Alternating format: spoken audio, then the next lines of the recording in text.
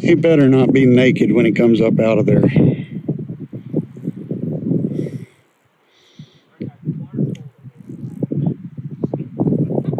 Good. This episode was recorded live at the 2023 Hunt Fish Podcast Summit. Podcasters and guests from across the country come together to talk about their passions for hunting, fishing, and conservation. This year's summit is brought to you by Waypoint TV, Ron Hoover Marine of Galveston, Spot Stalker Guide Service, the Wild Sheep Foundation, Galveston Fishing Company, Captain Experiences, and Badger Claw Outfitters. All right, well, this is our first panel here, Hunt Fish Podcast Summit. We're talking about fishing, and I think we got the right crew of people here to talk about this one. So let's go around just so people listening to the audio can tell who we're talking to. It's me, Paul Fuzinski, host of Aptitude Outdoors. Next to me, we have Troy Fowler, the rancher. Captain Steve Scooby, Mudfish Adventures and Rod Shop in Pale, Texas. All right, Derek York, Impact Outdoors. Steven Bardin, fisheries biologist for Major League Fishing. Todd Craighead with Outdoor Oklahoma. All right, so I think the best place to start is everyone's best fishing story. You might have already told this on some of the podcasts earlier today, but I think it's time to bust it loose. I can go first because mine's real easy. Yesterday, I got here and went out to this beautiful lake behind us on the Warren Ranch, and I caught a decent-sized bass, probably about 2 pounds, and I'm reeling him in. And there's a buoy out there in the middle of the lake that you can see, and he decided to wrap himself around that buoy, which is not a big deal. And the hook gets caught in the rope holding the buoy in. So I had to get in my underwear, jump in the pond, and go save the bass's life. You should have gone naked. I know, but you guys are going to have to pay for that. I think it would have been a better idea. So that is. Then with your underwear were wet, so you got to be practical here. Well, they're quick dry. No leeches? You didn't find any leeches? No leeches. Pond's I haven't checked all the crevices, though. I haven't checked all the crevices. Leeches would be awesome. But, I think that's probably simultaneously the best and worst fishing story I have. So anybody else got another banger for us? I know you all fish a lot more than I do, so. I caught a 16-inch tarpon on the National Seashore on a 2-inch Rapala, completely unprepared on 12-pound test. Thank God somebody had some. I ran into a guy, I saw the tarpon, and I drove up to a guy and said, "You have any leader?" And he's a dentist from Austin. He's a friend of mine now.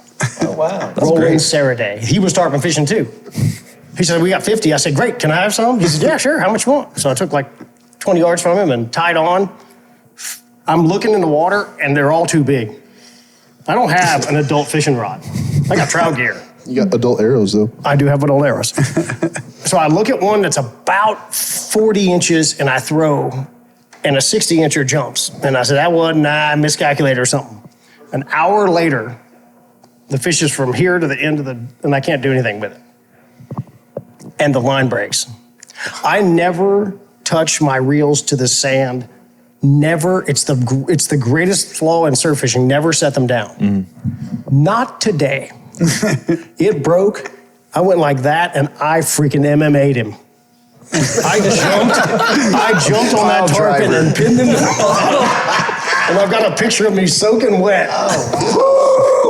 Wow. With a tarpon on 12-pound test, sight cast. So that reel I had to clean, obviously, but I didn't think twice about it. I just went like that and just freaking full Nelson. Like, I love that. I don't know if he survived it. He swam off, but he probably got eaten by a tiger shark right after that. Oh, no. Yeah, likely. Oh, yeah. That was a bonus. All right, I guess I'd have to say when a guy gets to go out and fish with another guy, that's kind of a blessing for us. So I was out on a trip, and the other guy threw conventional gear. I was throwing my fly rod. So we were on some bass areas up next to a cypress tree. And basically, nothing was happening that day. He was throwing his conventional worm, Texas rig. Like, I threw the fly in next to this tree. I let it set. It's a big frog fly.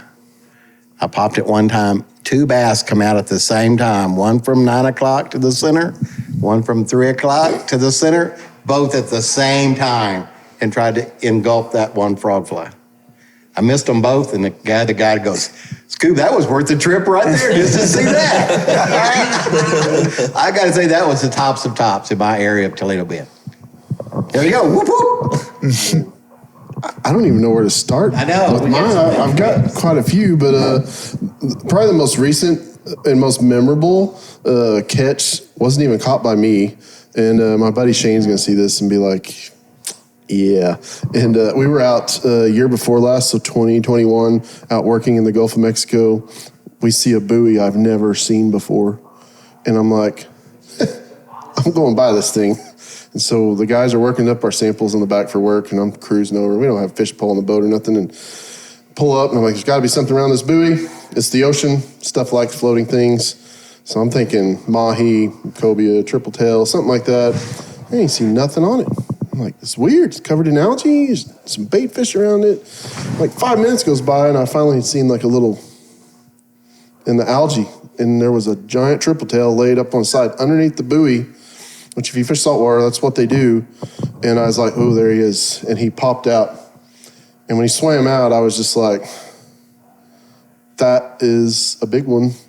15 plus, 15 to 20 pounds. And one of the biggest ones I'd seen in our area. Couldn't catch him. I tried fixing a hand line and like throwing a dead croaker out there. It wouldn't eat. So I'm like, I'm off tomorrow. I've got to find a way to get back out here on my boat. And heavily traveled area for tarpon fishermen. They check all that stuff. And it was close to a rip line. I was like, I don't even know if this thing's going to be here tomorrow. But by God, we went back out there the next day, a little choppy. And we couldn't see the fish. My buddy Shane threw out a free line. I said, put a weight on it, see if I go down, because we hadn't seen it. And as soon as he put the weight on, he ate. And I knew it had to be that fish, and he lost it. His first hookup. And I said, just put another strip on, throw it back out there. And I mean, as soon as that thing got down about 5-6 feet, that triple tail ate.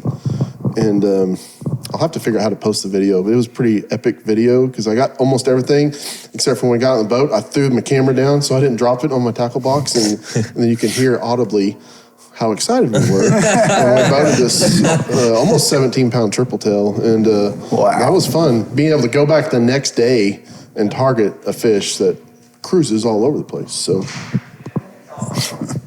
all right, Derek, I'm going to piggyback and do a story that's not completely mine. I didn't catch fish.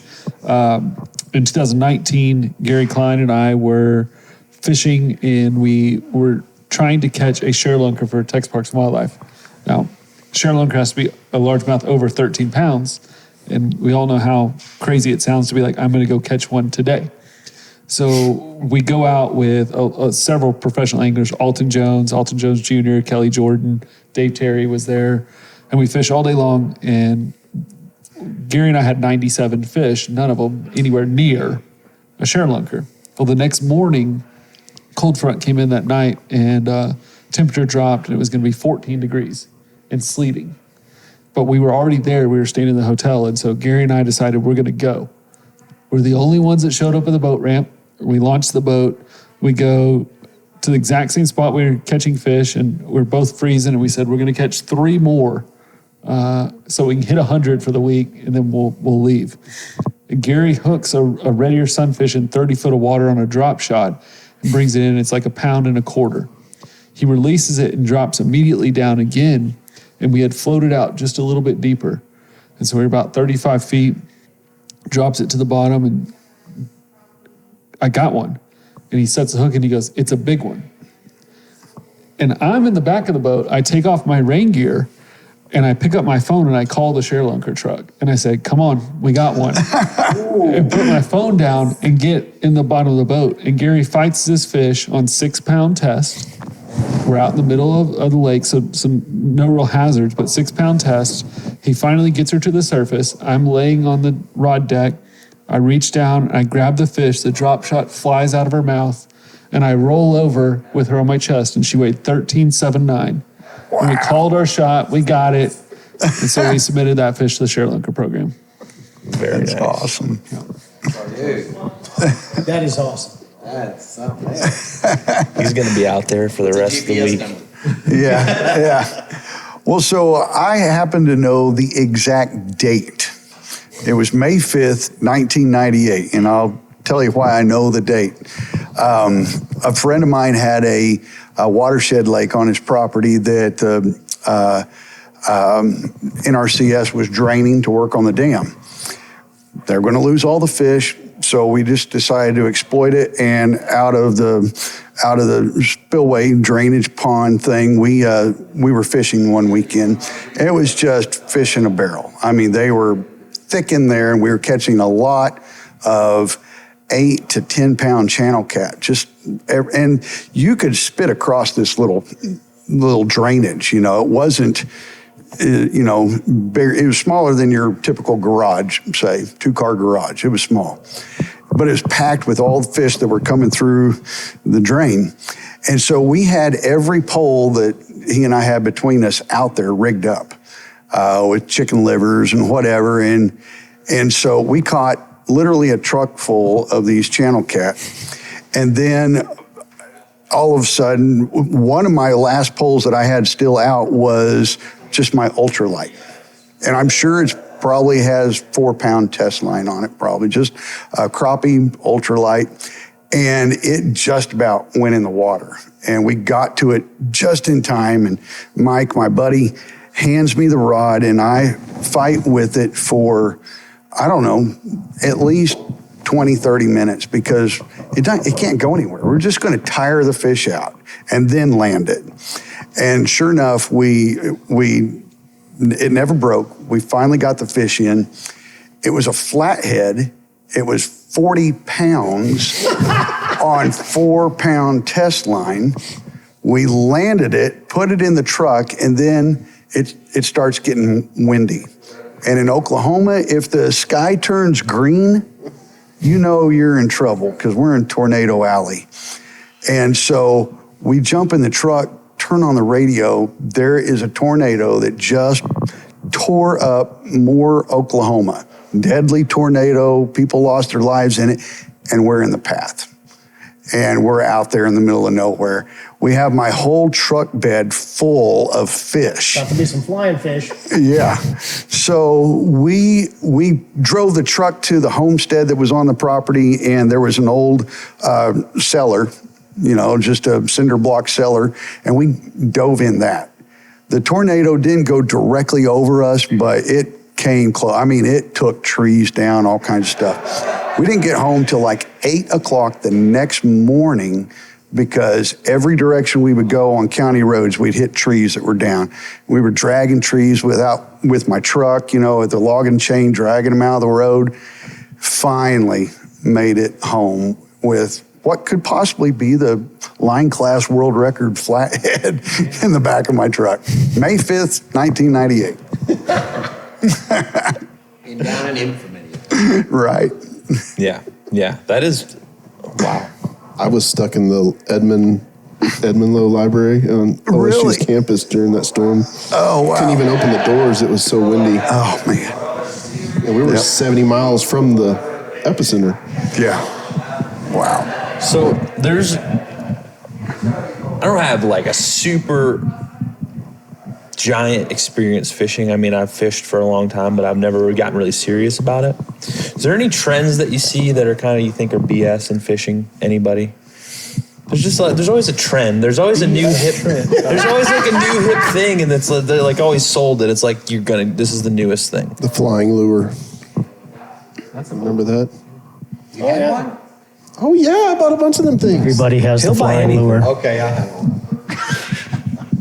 You're too young for the flying lure. No, the first trend one I remember is the Banjo Minnow. Banjo Minnow. Yeah. Oh, yeah. The only problem with them is they worked. The infomercial. They actually worked. They really did. Speckled trout in the surf love the Banjo Minnow. You feel like an idiot throwing it until you are whipping them out of the water. You're like, okay, fine, I'm good with the Banjo Minnow. It worked. Oh, yeah. Well, you can throw a fluke and look cool. You can throw the Banjo Minnow. It's the same dadgum thing. The Sluggo was the first. Oh, yeah. I remember When the Sluggo came on the scene, it was like second coming of the good Lord. And now Sluggo's not cool. Super Fluke's cool. Yeah. But dadgum Sluggo's ugly as hell. The pink Sluggo. Yeah. I've caught jackfish on a pink Sluggo. We still got some. Need to break them out. What about the umbrella rig? It's effective, very effective. They're terrifyingly good. Alabama rig, they're very effective. The funny thing about the Alabama rig is all the stealthy stuff, got to throw fluorocarbon, they can't see the line, and then you throw the umbrella rig, and you're basically dragging chains through the water. And you can pull a truck out with it, and it's fine. Everybody's good with throwing the umbrella rig, but you got to get stealthy. You got to throw the fluorocarbon, or they're going to see it. Except I'm going to throw the umbrella rig, the umbrella rig fascinates me. Yeah, whenever you're fishing pre-spawn largemouth bass that are suspended, it's very effective. I mean, to the point where a lot of professional leagues, Major League Fishing on our Bass Pro Tour, it's not a legal lure to use. Why anymore. did they do that? Just because it works, or is it because they don't want you catching 5 at a time? A little bit of both. Can you politically tell us? It's not can because you it works. not be politically correct and just tell us what the BS is there, buddy? You got to be on the inside. I can be non-political, yeah. I'm just messing with you, man. No, it doesn't matter. No, the truth is because of the amount of hooks that were not within the fish's mouth. So you would have a lot of fish that were not hooked legally. I didn't ever think of that. Yeah, so it becomes a point where...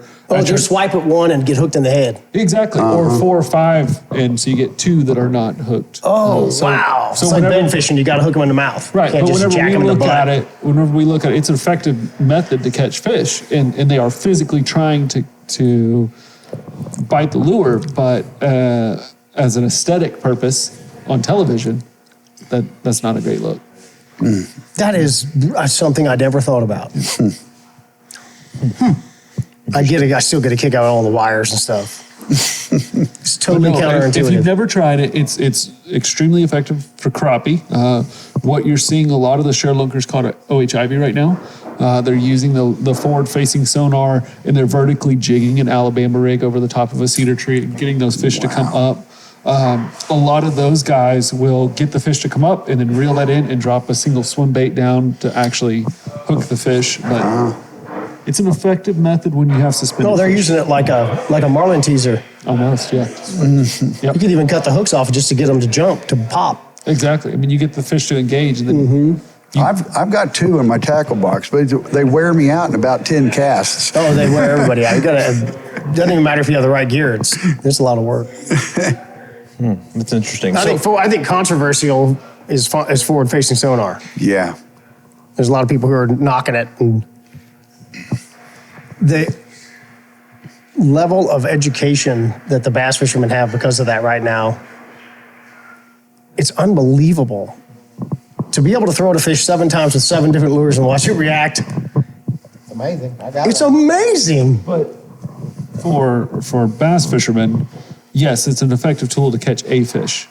But bass fishermen aren't harvesting fish. The real issue with forward-facing sonar would be exploitation of a vulnerable population. So large crappie, where you could... Yeah, they're smashing the crappie. Yeah, you could have a guy go out and catch 50 fish or 100 fish, depending on how many people are in their boats. And they can do that in a matter of minutes or an hour. Did they change the state law that you got to keep 25 crappies starting from 0, or did they change it at Fork? It's 25 crappie per person. But you can't just keep big ones. I have no idea about that. You can cull. I fished with a guy named Gary Paris on Fork. Okay. And he said they were thinking about changing the law that you catch 25. Now your guides in Northeast Texas are self-regulating crappie. Good for them. To where, especially Texoma, you now see a lot of guides that are only allowing 10 or 15 fish. Because they're killing their own resource and they're not going to have a job. Right. That's exactly right. You know why in Oklahoma our crappie limit, you know what crappie limit is? 37. 37 is a great number. You know why? Because one legislator 50 years ago wanted it to be 50 and another legislator wanted it to be 25. So they compromised 37. and made the state limit 37. It's kind of the same problem Louisiana's got with their speckled trout. It's 25 per man, and they're 12 inches long. Yeah. I've gone down there, and they have a pitch counter. And you're just jerking them under the birds, and they're 9 months old. And they're like, "Yeah, we don't have any big trout." I'm like, "Yeah, because you kill 100 a trip. That Those guys aren't growing." Yeah. the forward-facing sonar is not only effective for bass, but in my state, we have a lot of paddlefish. We're like the epicenter of a big, giant paddlefish. 3 springs ago in Lake Keystone, the world record was reset 4 times out of the same guide's boat. The world record. Snagging that paddlefish? Yeah. Yeah. But they can see them. Yeah, because they can say, that was not quite big enough. Let's, Bertha's around here somewhere. Oh, there she is. Now we'll drop. But they're not using the forward facing to physically snag the fish. They're using it to identify the fish first. Yes. Yeah. Yeah, because it would be almost impossible to snag a fish using forward facing sonar. I would think that would be a Herculean effort. Well, you got to make that cast exactly perfect, and then whenever you see it on the screen that it touches the fish, well, there was actually that already happened in real life because it's a slight delay. So you would have to feel and ignore what you see, right, to actually snag it. But I could see how, we use it on our electrofishing boat. So for things like grass carp or common carp in private lakes, I can identify there those fish are, drive on top of them, and turn the electricity on. And I can what a exploit great that tool. population. Yeah, it's So great. you just zap the right stuff, or you're pretty sure you're zapping the right To stuff. harvest. Oh, you can tell. Yeah, you can tell the difference. I couldn't get over when I went with Gary how accurate it was. You could see catfish. Yeah.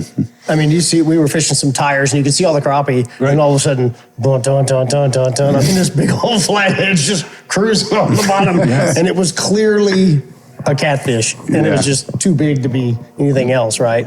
But- I was amazing. But I could see the paddlefish, the crappie, your big sunfish in northern waters, bluegill, red ear sunfish. You could see those populations really easily, and you could exploit that population. For what they're doing for the Share Lunker program, catching all those fish out of OHIV. I mean, that's forward-facing sonars doing that right now. I want to so bad get one, get a freeze, and go in the ditch at the coast. Yeah. Get in the freaking ship channel with forward-facing sonar and run the walls. Oh, those trout and redfish stack. I mean, the guides know where to go and they can see things. With that thing, you'd be able to tell redfish from trout. I mean, it'd be so obvious. The blunt head carp. It's either carp or trout. Yeah. I think the coolest thing that I seen the first time I used it was, what everybody's learning from is just the way the fish are acting in the water. I didn't realize. I knew catfish come up on the surface a lot, but you don't realize how many catfish are actually swimming up in the upper water column around brush piles and stuff. Because like you said, you can tell what they are and how they relate to that. And then we were on Palestine, I think, with Kyle Brookshire the first time I got to fish forward-facing sonar. And I mean, it took me a while to learn when to set the hook. Because like you said, there's a delay, and I missed so many fish. I mean, I probably missed 20 fish before I finally caught one. Right. And but once I figured it out, the day was pretty good. Well, that's what Gary told me. You could see your jig dropping on these crappie, and he said, "Okay, now don't look at the screen." No, I'm looking at the screen. Right. And you see one peel off and go towards your little star, and it's like, he's like, dude, come on now. And you see it bounce, and you see the crappie go, nah. And it's like, dude, I told you not to look. My son did the same thing 4 times. He's got to have it. Oh, it's so much fun. Your little star sitting there. Dee, dee, dee, dee, dee, dee. Oh, it's crazy fun. I got to get one. I haven't gotten one yet. Do you think there's going to be regulations on that down the road, or you think it's just going to become like the Wild West? Because, I mean, I'm sure they said the same stuff about when the first sonar came out, the first fish finder. They're like, they're going to destroy everything, like the paper printed ones or whatever that came out. I don't know. Well, we know that Kansas is doing an exploitation survey on crappie right now, and a lot of states are going to do that same thing. They're going to research it before they try to restrict gear. Restricting gear is one of the last resorts, right? You don't want to do that. So you would have to have a conservation need. You'd have to be able to understand that forward-facing sonar right now allows me to find fish quickly. But then I have an angler skill level that has to adapt, and I have to be efficient enough. And how a lot of the pros tell me about it is you have to be efficient enough to look at the screen and see distance and then correlate that to reality and make a cast at that distance, at that accuracy. For younger anglers, that's much easier. For people who played video games their whole lives, Right. they can reference distance on a screen to distance in reality. For older anglers or people who haven't had that experience, don't play video games, that's much more difficult to learn. So I think, yes, every state agency is going to look at it. We're going to have the research that comes out over the next 5 years. Some are going to react to that and probably restrict it in some way. You may even see like tournament organizations restrict it basically for higher level events or niche events. But until we, as a population, all say that is exploitation, I don't see it. I don't see the laws changing. Does it make your job easier? Yes. In a nutshell, yes. First time out with ours, we've only had like 3 weeks now. I had a 14-year-old kid I was going to take out for a catfish trip for the spring break last week. So I went out and I said, well, let's see if we can target catfish with this. So on Toledo Bend, under those coumarin trees, they're up there nesting right now, or they rooster there at night. So when they're dropping their droppings at night, it collects the catfish with the oils, and they're in there. Anyway, long story short, I went up to a cypress tree. I said, all right, I'm going to just scope both sides. There's a catfish on the left side. So we make our own little weenies and a bobber. So we flip that out there, and I watch that weenie go. And all of a sudden, this catfish come over, just like you did. Right. It's like, I didn't even see the cord go under. He already had it. I was thinking, this is going to be neat. So I went to the next tree. I said, there's some over there. So I pitched out a weenie. Weenie's coming down. He didn't get it. I said, well, he's right there. I know he didn't see it. So I moved over to the tree about a foot from the tree. I dropped it on his head. He went in the cooler too. So I'm sorry. The second one, they both went in the cooler. Okay. It's a catfish. Yeah. They're made to be eaten. Blackened catfish is delicious. Anyway, so that helped me on the catfish mainly. In sonar, when I'm using in shallow water with the gator tail, 3.5 feet is probably its lowest limit it could probably work in. So we learned to be right on the break of something, of the creek channel, and just kind of scope around. I'm not seeing them feed or anything. I'm really looking for the mood of the fish. I'm really not looking for the fish itself. I'm looking for the structure that they should be on. Over 20 years of the area, I know his mood should be there. He should be there. And then I'll just do what I do as a fisherman. It's my job to understand what to get him on. That's the fun of it. I could turn it off after that once I find it. Now, the crappie's a little different situation since we're talking filet mignon of the bay or the lake, which we're having crappie cakes a little later. So it really comes in handy on that. But that don't mean they guarantee bite when you just got down in that brush pile either. So you still got to have a skill level. But what I've learned with it just in the last 3 or 4 weeks, it's helped me to understand what the fish really do. And one thing, a jig and pig, what y'all do with Gary and all, I'll throw that jig and pig out there and watch it fall. We're going way too fast. You watch that jig go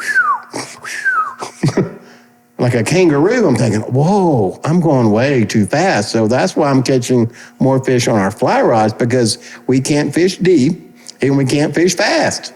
So we pick up more fish on a fly rod for that reason. Now I understand that when that jig and pig, if I can just get him to hop 4 or 5 inches and crawl, that looks more real than a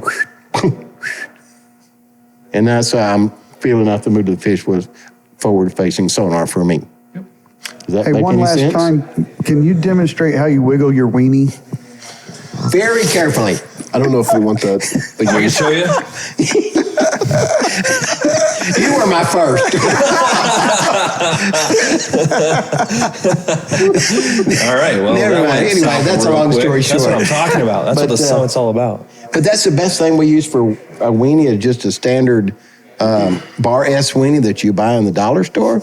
I cut them up down the middle and I cut them on both sides and I put them in coffee. I'll take them and actually put them in the what is that, Folgers can, and I'll pull my coffee grounds from that morning when I have coffee before I go out. I put it in there, shake it up, and that is my weenie with coffee, and that will catch them catfish like that. I don't have to do anything else. No kidding. Sounds like my breakfast too. That coffee Really scent. not that different. They just want to smell something. So when we ever clean the catfish, they're full of slime and green stuff off that tree. It's like they don't want something that really smells good. They want muck that they're eating off that tree. Yeah. That makes sense. I mean, I don't know if they're algae. That's what they're eating on right now. I don't see shad in them. I don't see crawfish in them. It's just goo. Is that why they taste so good? It's the Only goo. blackened. No, they're all good. So, but if I can have a kid have a good time with it, that's what it's all about for me. So if he can go watch that bobber for 3 seconds and it goes under, that pulls my trigger right there. We're talking weird fishing techniques. What's like the weirdest thing you've ever done that's worked? The weenies. I mean, yeah, weenies are pretty standard. You can catch pike on weenies. You Through can? the ice. Yeah. Okay. Oh yeah. Okay, I'll need to try that. It may not be weird or uncommon, but it took me by surprise the first time that I went and targeted carp, and we used cornflakes and strawberry pop and made a mash out of it and made a ball and chunked that out onto the bottom, let it sit, and that's how we caught carp. They're so fun to catch. I have a lot of experience in the carping area. For my kids, we put a deer feeder on my friend's dock. One of those that shoots one direction, just like the ones you put around ponds. And you go out there at 5:30 with dough bait, and by the time my boys were 10, they'd all caught a 25-pound fish. Wow. We used to catch them on 8-pound tests. And then, of course, your son's caught a fish. Some of them were pushing 38 inches long. I mean, they're huge, and the buffaloes the buffaloes are harder to stop. They'll break you right off. They're stubborn. And then you go fishing, and somebody will catch a 5-pound bass and be jumping and the 10-year-old says, well, that's not, have my dad show you a picture of a big fish. Come on, man, we caught that last week off the dock. What are you jumping around about? I'm like, oh, shut up. It's a carp, man. Let him have his moment. Yeah, but the kids, you could swim. The nice thing about they're really user-friendly and totally underexploited. I mean, they're not used enough for kids and stuff like that. I did a show, or actually one of the other producers actually filmed the show, and it was 2 old men that would carp fish in the creeks with fly rods. And his favorite fly that he makes was a carpe diem, little worm thing. But those 2 guys, this was several years ago, but they said that, carp is going to be the next biggest most popular fish in North America. It already is in Europe, and that took me by surprise when I first heard that, but it's true in Europe. I mean, that's what they focus on. They're proud of it, and they're all huge carp fishermen over there. And it just hadn't quite caught on, with the masses here yet, but those 2 guys may know what they're talking about. They have a tournament on Lake Austin, or Town Lake, occasionally, and people come from all over the world. These guys come with these crazy rods, these rod holder dealy whoppers, and they're out there going crazy. They got all these special bags they fire out there and wail on the things. But they're from all over the world. Yeah. When I was over in Germany, like, I can attest to this because I mean, they're so serious about it. It's such a technical sport for them over there, and you would think a carp, like. Well, just swim around, like, but the suckers are hard to catch a lot of times. Yeah. And they're super clear water. And my exchange partner, Sebastian, at the time, he had all the rod holders like you're talking about, where you lay the rods horizontal. They got the little buzzers on, and we got rods out. We're slingshotting bait balls out all over the place. Oh, yeah.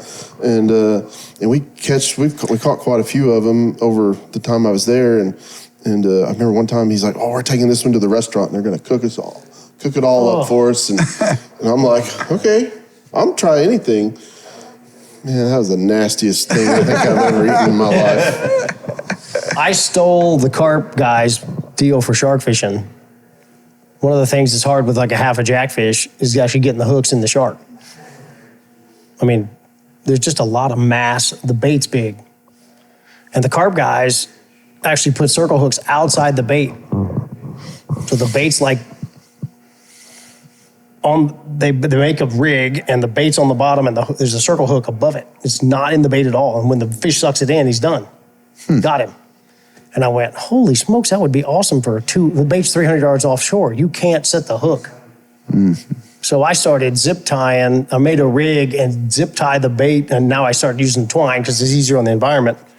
And I actually tie the hooks onto the outside of the bait, and they're circle hooks, and the hookup ratio is unfreaking believable because there's nothing in the way. And sharks don't bite stuff. Yeah. When there's dead Engulf bait, it. they just suck it up. And your rod just goes, and then the drag starts slipping. But I stole that from the carp guys.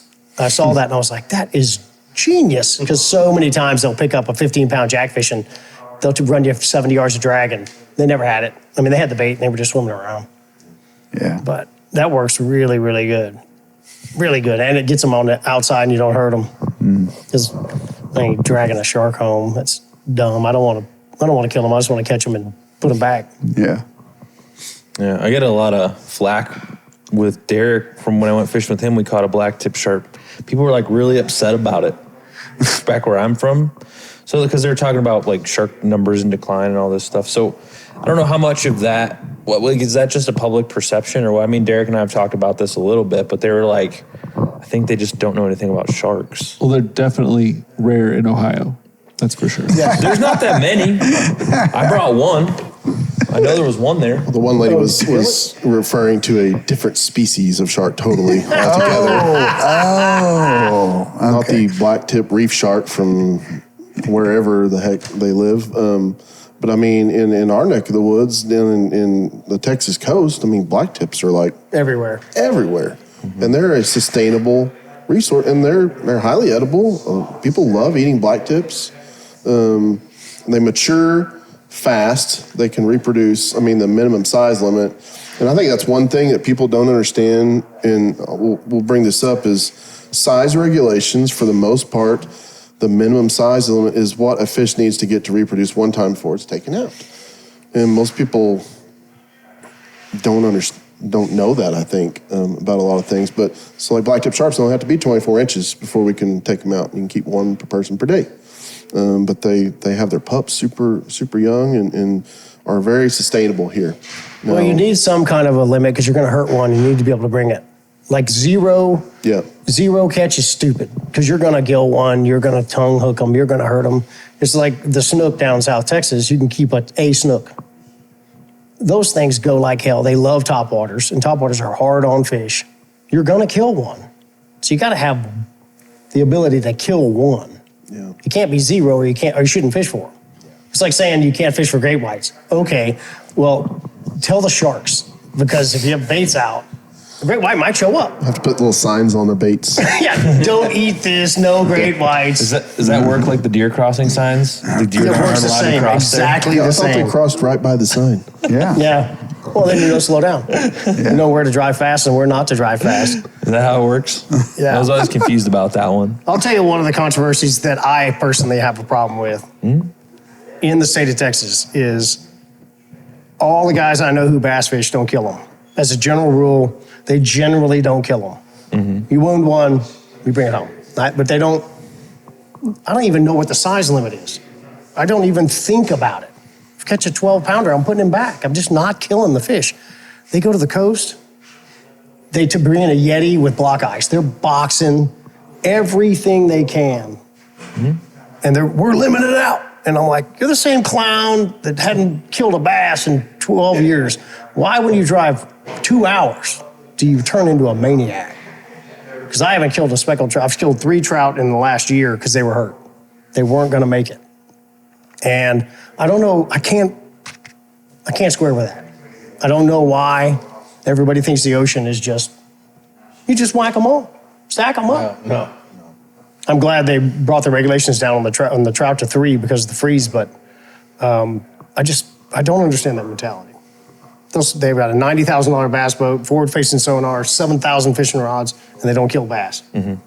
Drive to the coast on a charter, we better limit and kill them all. And I just doesn't square. Is that just a cultural thing with bass? You know, I mean, because there's nothing wrong with them the way they taste. We used to eat bass when I was a kid, but like it's the same thing where I'm at. Nobody's taking bass home that I've known. The bass organizations have done a great job of focusing on catch and release. And there's a ton of guides down south that only throw lures. Like, you'll pay $700 a day and you better bring your own waders, your own wade box, you bring your own gear, and you're not killing anything. If you hurt one, we're killing it. Got it. But there's no stringers. That's the guys I fish with. We'll catch 35 trout. Steven, Is it a great idea to not keep any bass in every situation? Because I know every water body is different. As a general rule across the United States, our largemouth bass fisheries are underharvested. As a general rule, they're underharvested, which leads to some issues. Largemouth bass in particular don't need any conservation status. At this point, they're overabundant in most environments. Right. And you see state agencies across the country, if not in fishery specific, but you take Oklahoma, for example, across the entire state, have loosened bass regulations and are promoting the harvest of fish under a certain size. Let's call it 14 inches. You can have as many as you want under 14 inches. Florida's the same way, as many as you want, because we do need to protect advanced size fish, but those smaller size fish, they're not necessarily juveniles. They're stunted at that size because of competition. You see what happens in some of the lakes like Browning where they have a slot. Yes. And there's just giant redfish in there. Right. Because all the big ones are protected. Right. I think that's right, totally reasonable. Yeah, you see the same thing at Lake Fork, Right. where you allow harvest of smaller size fish. You protect the spawning class, and then you will allow some harvest of those larger fish. But as sport fishermen and bass fishermen have opted out of that higher end class of harvest. So it's just the smaller fish coming out. That's really how it should be if we want to sustain trophy fisheries. If we want to set regulations to where everybody can catch fish, then we protect small fish so that they grow to the mature size, and then we release them to be harvested from there. But just bass fishing culture has kind of skewed it to the point where we're under harvesting across all fisheries.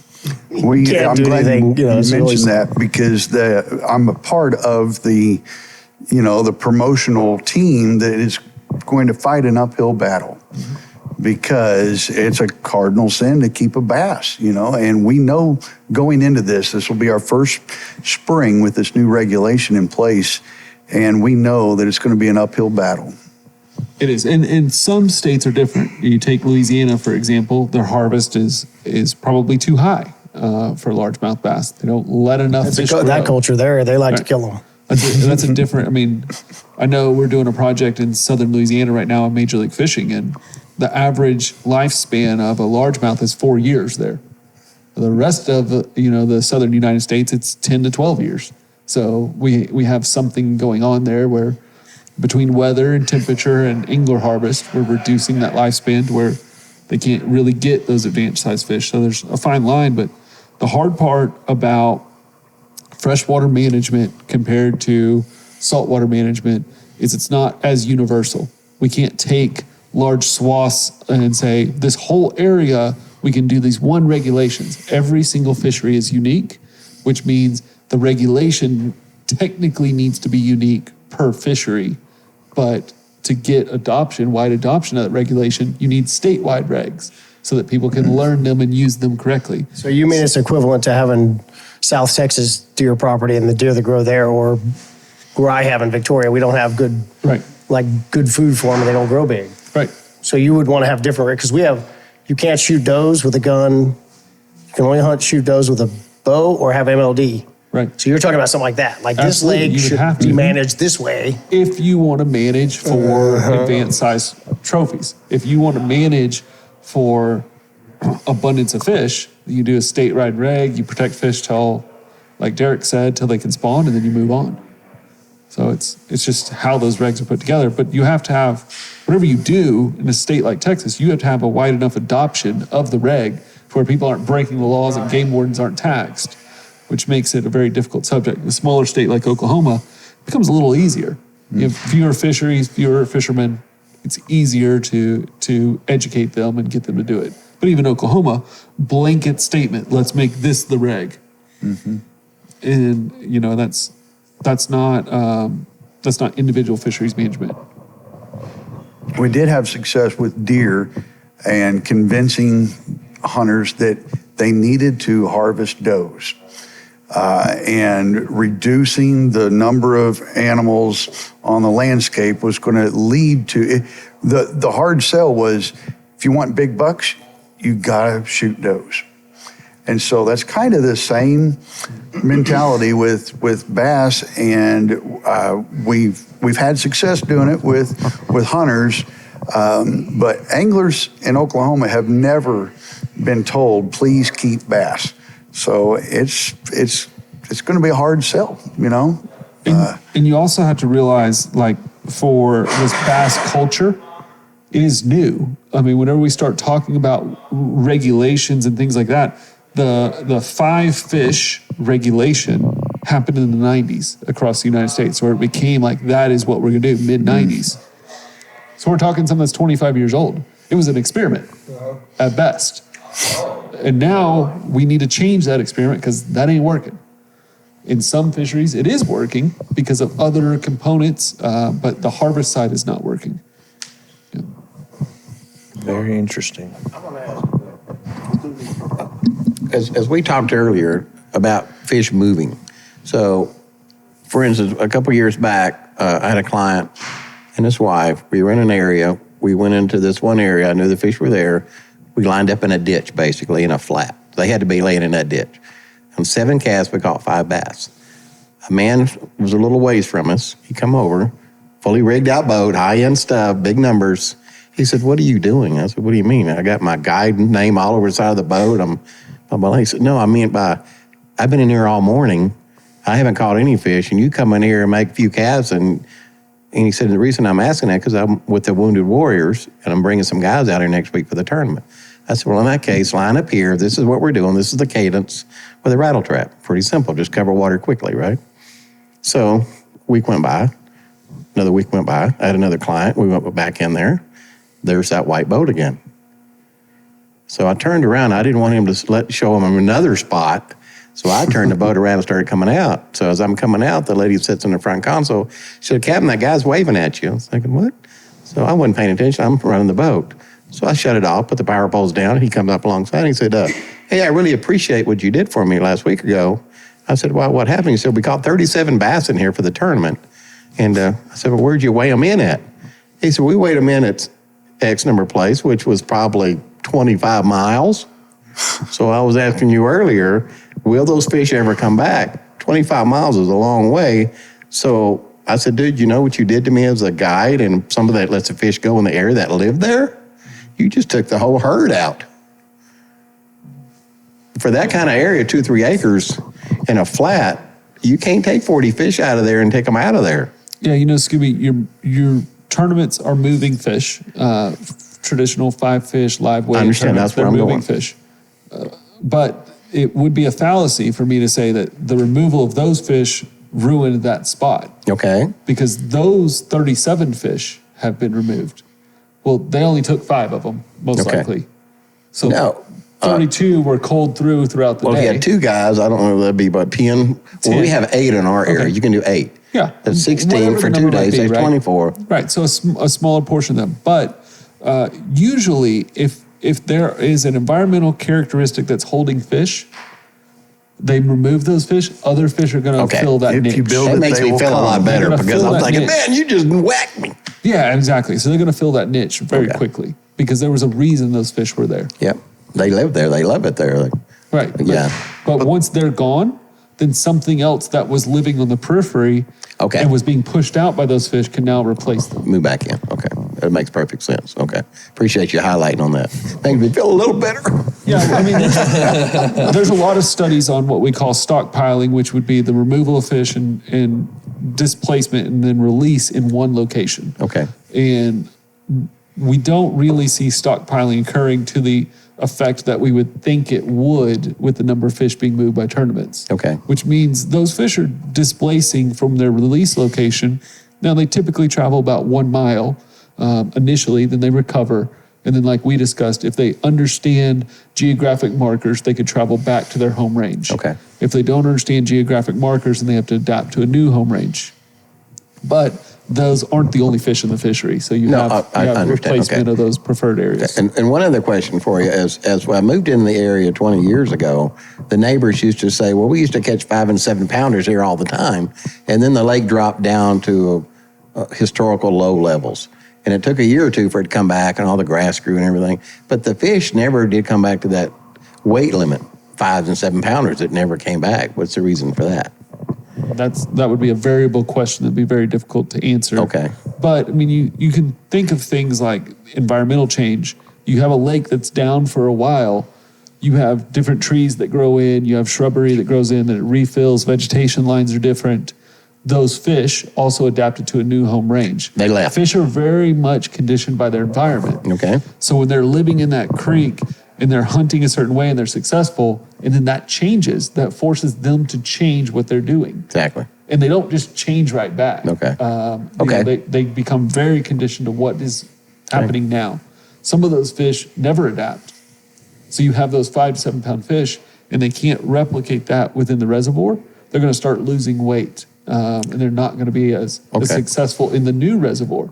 Now, juvenile fish that only know the new reservoir, the lower reservoir, are going to increase in size very rapidly because they can thrive in that environment. So you have all these things that are happening all at once. But a lot of barrel. Okay, so, okay. It's a question on top of that, just for fisheries guy. How fast do the fish come back when the guys are fishing in tournaments?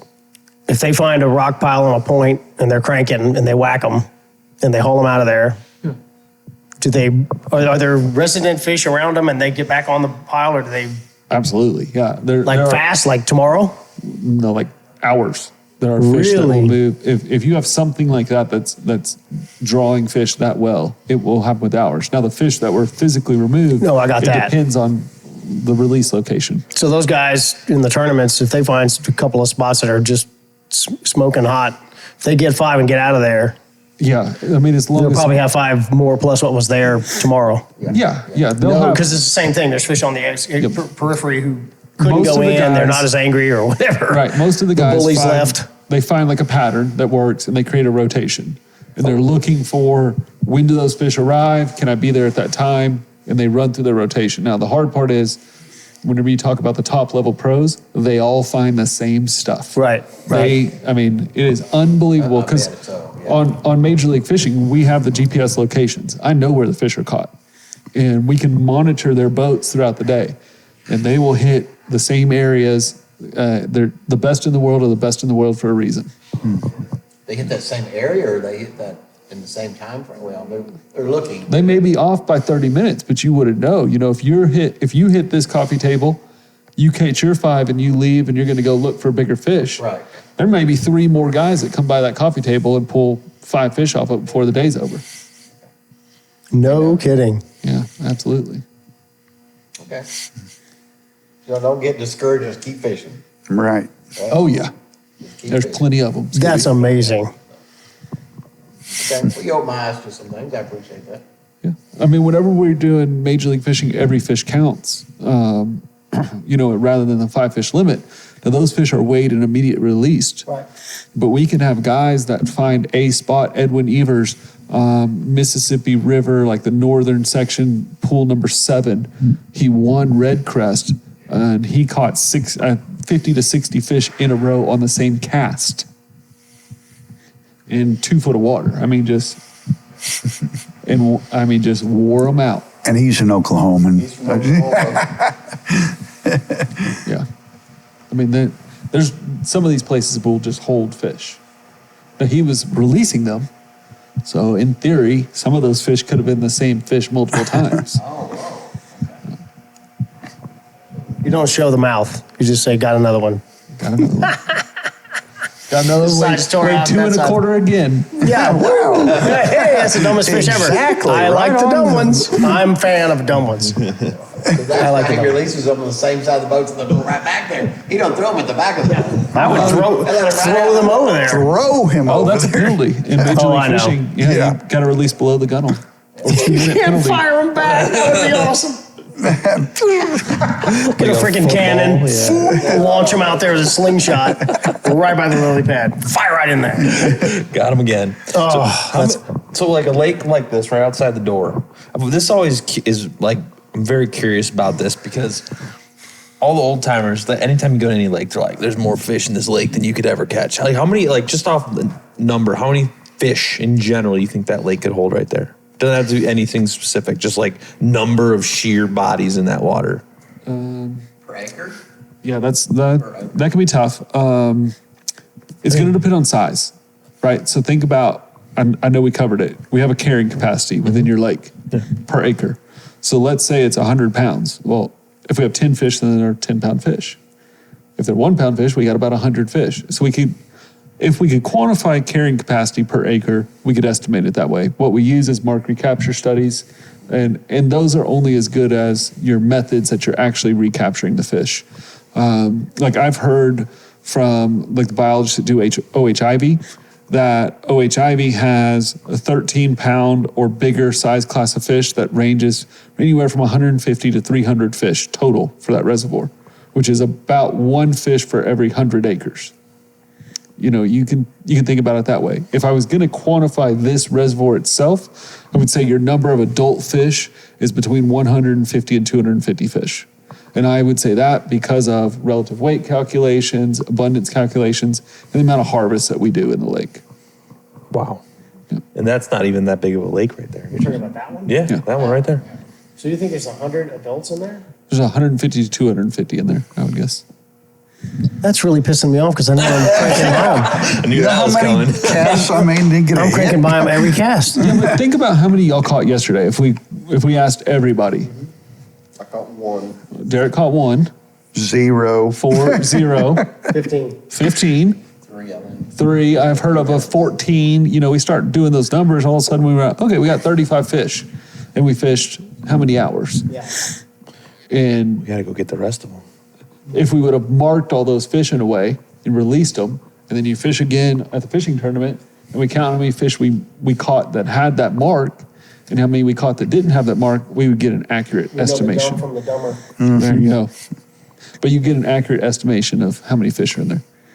It's quite frustrating. Yeah. It's really frustrating. The lake I fish in Austin is just every guy with a willy whacker worm and any kind of kayaks out there flogging around. So they see a lot of stuff. Right. And it's not very big. And I've run it in the dead up, high sun, calm winds, and driven around and just seen and gone, you gotta be kidding. I caught a 10.5 out of that one lake, and there's so many fish between 4 and 7. You just see, and you know you're dragging by them. It's about 40, it's 30 acres. You know you're dragging by them.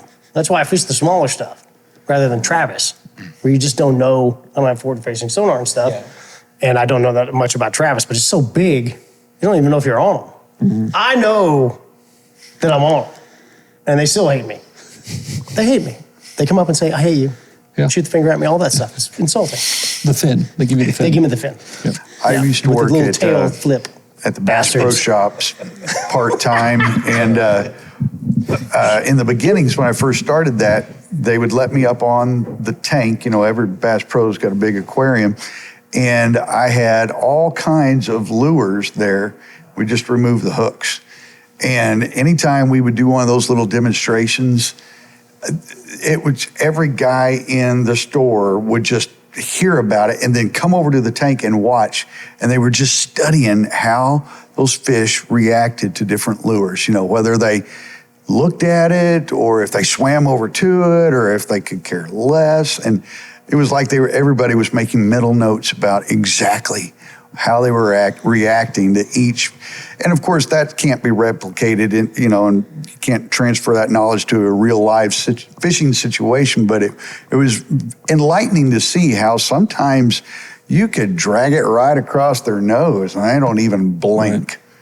And I think that's one of the great things about fishing, because as scientific as you can get, there's still an unknown variable that's out of our control. Yep. I'm going to use AI computer technology to calculate the best way to catch a fish. Okay. And I'm going to test every theory. No, I'm never going to do that. Well, I think this has been a productive chat. We've got a lot of controversy stirred up and talking about our weenie fishing experiences. Coffee weenie. Coffee weenie. So I think this is a good place to end it, guys. Thank you. I think it was good to get everybody's opinion. I'm glad he was here. Yeah. Because now I'm really pissed at him. Yeah. There's a crap load of fish in that lake I'm not catching. I think that's I'm going to get 3 rods and 14 lures. I'm going to get the umbrella rig out with hooks all over it, triple hooks. And I'll dive in. Raking them. Snag them, whatever it I takes. snag them, I don't care. Yeah, it has to be conditioned. In other words, you throw the same lure every day. Just like Candy was telling me, she throws a spinnerbait. She throws a spinnerbait. Throw a spinnerbait, throw a spinnerbait, and you told her what? Change it up. Yeah, they can get conditioned, especially a Florida genetic fish. They learn lures a lot quicker than a northern fish would. And that's what we have on Toledo Bend. That's what you have in Toledo Bend. Yeah, you got to vary it up. Change it up. That's why so many times, like a new lure or an old lure comes back. around and it gets so hot because the fish are just, they have forgotten about that generationally. You got to realize a largemouth, maybe its lifespan's 10 to 12 years. So every decade, every lure's new. Mm-hmm. You think he remembers that marker? That tequila sunrise worm? It's conditioned, right? So I bite tequila sunrise worm. I go to the surface and sit in a guy's boat for 2 minutes. So they get conditioned by that. Okay, I learned not to eat that. Okay. Yeah. I learned not to do that. Yeah. Okay. It Interesting. stung. I went up there. I didn't like that. Don't do that again. Okay, I'm bringing out the turd then. Okay. I got my Turd answers. will work. The turd works. Yep. Turd will work for this year. Yeah, right. The Deb's turd thing, they love the turd. Yep. You haven't seen that thing? No, I It looks like a turd. You have one? Oh, I have a bunch of them. I mean, on the tackle box. You can't have them. And it'd be a little hard on a fly rod. Okay, I got you. Weigh 3/4 of an ounce. You don't see your It is literally looks like a turd that long, and it doesn't do anything. About that big, and they eat that thing. They eat it and just swim off. Even in the high conditioned lakes, the fish in this one lake know now. The word got out, so they've seen it 100,000 times. They're tired of the turd. I've seen a And lot I'm going of to take the crap. turd down there, and I'm going to turd me one. Is it an adult turd? Well, if you've had children, they can really crap it pretty big. So sometimes you change the diaper and go, "What the hell would that? How can somebody that small do that?" All right, we're veered off on. We're in diapers now, buddy. You were trying to end, sorry. At this point. We're going off the rails.